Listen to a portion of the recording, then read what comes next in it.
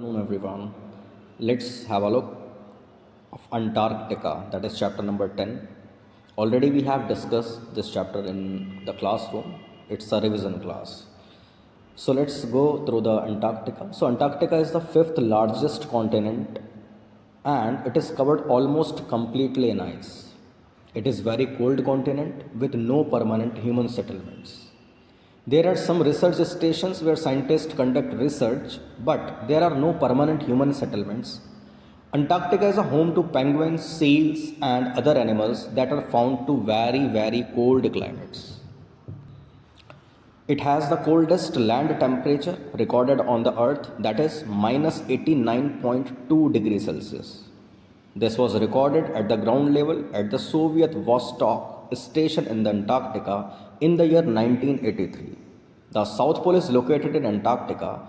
The explorer Roald Amundsen was the first person to reach the South Pole in the year 1911. So let's talk about the location of this continent. The continent of Antarctica is located entirely in the southern hemisphere, surrounding the South Pole and lies completely within the Antarctic Circle. The continent is surrounded by the southernmost part of the Pacific Ocean, Atlantic Ocean, and the Indian Ocean. Together, the waters of these oceans beyond the Antarctic Circle is called the Southern Ocean. This is a continent covered by ice sheets extending 14 square million kilometers in the summer. The eastern part of the continent faces the Atlantic Ocean and the Indian Ocean. This part is known as East Antarctica. The western part, which is West Antarctica, constitutes only 5% of the continent's total surface area. And it is prolonged by the Antarctic Peninsula and two large ice shelves, the Ross and Ronne. West Antarctica lies to the south of the South America.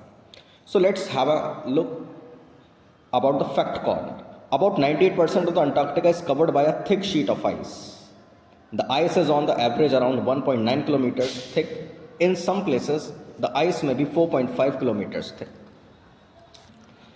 Antarctica is a unique. It is a continent, but it has no native population or the government. It does not belong to any one nation, but parts of Antarctica are claimed by 7 different countries. So, what are the names of those countries? First is Argentina, Australia, Chile, France, New Zealand, Norway, and the United Kingdom. The international community, however, does not recognize their claims, and these countries cannot enforce their claims under the terms of the Antarctic Treaty, which has been signed by the 45 nations of the world. First signed in 1961 by 12 nations, and treaty specifies that Antarctica shall be used for peaceful purposes only.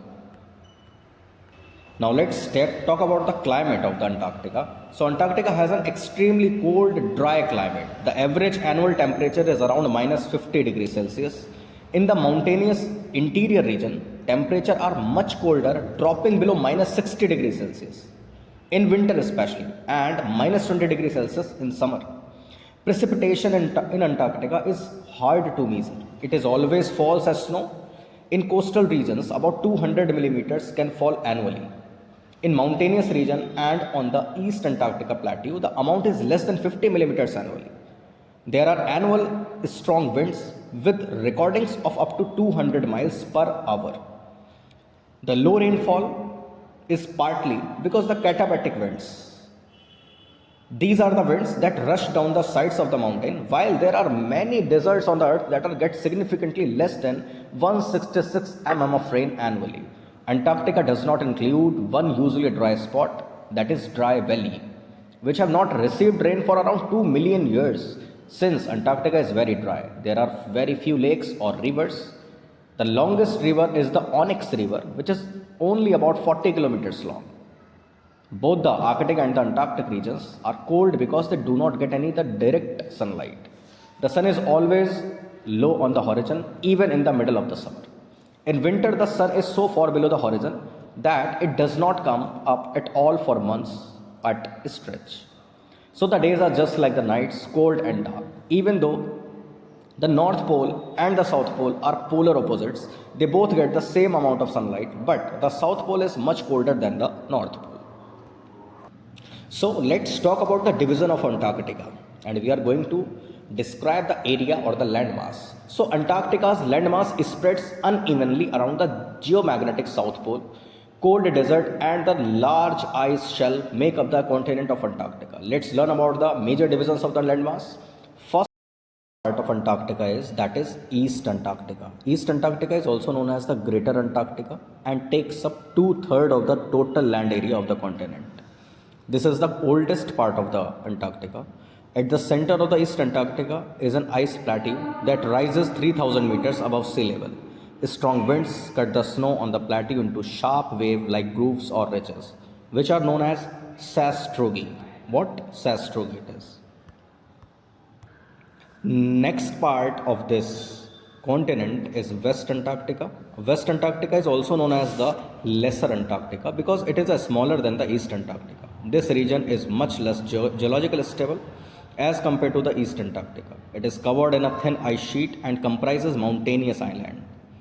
This is where the Antarctic Peninsula is located, which is the part of the Antarctica that is closest to the South America. Many islands such as the South Shetland Island are found off the Antarctic Peninsula. This is the warmest part of Antarctica and the area where many cruise ships visit. So let's talk about the ice, sea and lakes of the Antarctica. So the Antarctic and Greenland ice sheets contain more than 99% of the freshwater ice on the earth. The Antarctic ice sheet extends to almost 14 million square kilometers, roughly equal to the combined area of the United States and Mexico. The Antarctic ice sheet contains 30 million cubic kilometers of ice. This ice sheet grows in size throughout the year. It varies from about 3 million square kilometers in summers to about 19 million square kilometers in winters. A large amount of this growth actually occurs because of the ice shelves. So following are some example of the ice shelves of Antarctica. First is what? Ross Ice Shelf, Emery Ice Shelf, Larsen Ice Shelf, and then Ronne Ice Shelf. So the continent is also surrounded by the various seas that are the part of the Southern Ocean. They include the following: Ross Sea, Amundsen Sea, Bellingshausen Sea, and Weddell Sea. I hope you enjoyed this video. Thank you and have a nice day.